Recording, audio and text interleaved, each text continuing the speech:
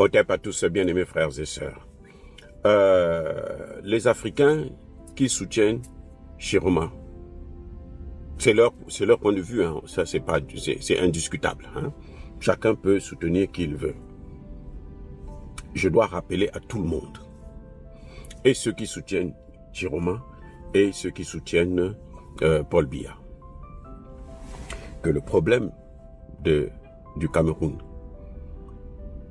essentiellement, c'est la présence militaire occidentale et le port de Douala. Le port de Douala. Vous savez que Bolloré est le propriétaire de tous les ports en Afrique, là, francophones. Ça appartient à Bolloré. Et quand on a votre port, le port, c'est l'entrée et la sortie. Celui qui contrôle la porte de prison est le patron de tous ceux qui sont dans la prison. Donc, même spirituellement parlant, le Cameroun est l'un des rares pays africains, notamment francophones, qui n'est pas colonisé par la France. Le fait seulement que le port du Cameroun appartient aux Camerounais. Nous, au Congo-Brazzaville, il y a un port, non? Vous savez, ce port-là, il appartient à qui? À Bolloré. Le port qui est à Pointe-Noire, là. Bah, les Congolais, ceux qui ne savent pas, je vous informe, le port, là, c'est pas pour vous, il appartient à Bolloré. C'est pour ça que d'ailleurs, aujourd'hui, vous avez moins d'emplois dans le port. À l'époque, il y a 30 ans, 40 ans de cela, au port, là, nos parents allaient, c'est-à-dire que le matin, tu as besoin d'argent, tu vas au port, là, tu reviens, tu as quelque chose. Mais maintenant, ce n'est plus possible.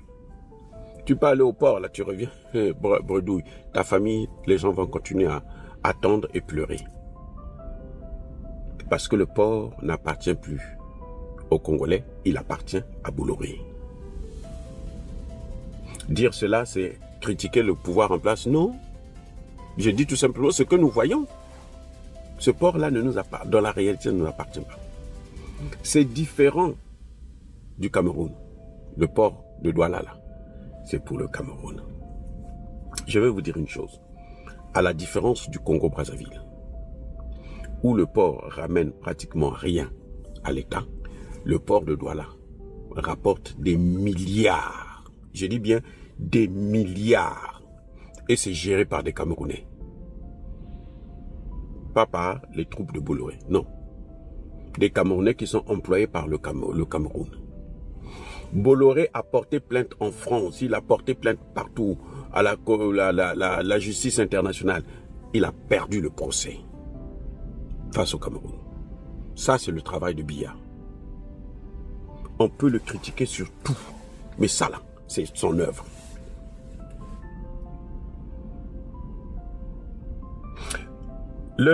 Comment vous appelez les États-Unis, la France, la Grande-Bretagne, l'OTAN, ils ont voulu installer une base militaire au Cameroun. La guerre dans le nord, là, hein, les séparatistes du nord, là, ce sont les Occidentaux. C'est le prix à payer parce que Biya n'a jamais voulu leur donner cet espace. Parce que selon les Occidentaux, le Cameroun, si vous avez le Cameroun, vous avez l'Afrique centrale. Si vous avez la RDC, vous avez pratiquement toute la région des Grands Lacs. Donc, si vous avez le Cameroun, vous avez la RDC, vous avez vous avez le contrôle de toute la zone. L'Afrique centrale, l'Afrique de l'Est, jusqu'au Tanzanie, machin, tout ça là. La RDC, c'est surtout parce que les ressources là, vous avez le contrôle. Et puis, vous allez empêcher de développer la région. Le Cameroun, c'est pour la sécurité. Vous pouvez déstabiliser n'importe quel pays en Afrique centrale à partir du Cameroun. Je reprends. Vous pouvez déstabiliser n'importe quel pays. C'est pour ça qu'ils voulaient avoir une base militaire. Parce que la politique occidentale, notamment la politique américaine, qui est basée dans la puissance, la force, dérive du dollar. Mais pour protéger ce dollar-là, il faut avoir des bases militaires partout. Surtout dans des points stratégiques. Si vous avez ces bases militaires-là, vous êtes bon. Mais regardez, si les Occidentaux ont le contrôle de Kinshasa, mais Brazzaville est à leur portée, vous pouvez faire ce que vous voulez, vous pouvez avoir le meilleur président au Congo-Brazzaville, il sera toujours déstabilisé quand eux, ils veulent. Vous comprenez, non? Donc, il y a des points stratégiques qu'il faut avoir, qu'il faut contrôler. Parmi lesquels, le Cameroun. Parce que le Cameroun, là, si vous avez le Cameroun, vous avez toute la zone. Vous pouvez aller jusqu'au Nigeria. Vous comprenez? Nigeria, Niger, Tchad, Centrafrique, Congo-Brazza, Guinée, Gabon. Là-bas, c'est le Cameroun. Il faut prendre le contrôle du Cameroun. Biya, en refusant d'avoir une base militaire occidentale au Cameroun, eh ben, il est en train de créer, de les affronter. Et pour ça, il faut lui mener la guerre. Qu'est-ce qui vous surprend, les amis?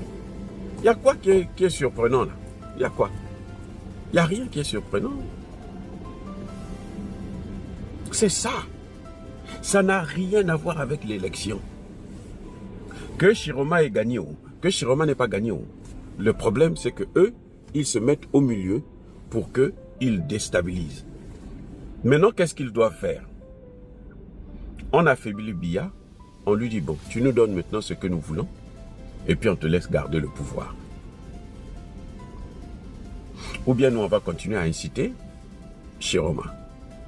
Et on va chez Chiroma. Écoute, nous, on te soutient pour prendre le pouvoir. Mais tu dois nous donner ça, ça, ça, ça et ça. Tu prends des engagements. Si tu ne prends pas des engagements, tu n'auras pas ça. Vous comprenez, non? C'est ça le problème. Le Cameroun est un enjeu de toute l'Afrique centrale et même l'Afrique de l'Ouest. Parce que si ils prennent le Cameroun, ben, le Nigeria qui a déjà Boko Haram sera facile à être déstabilisé.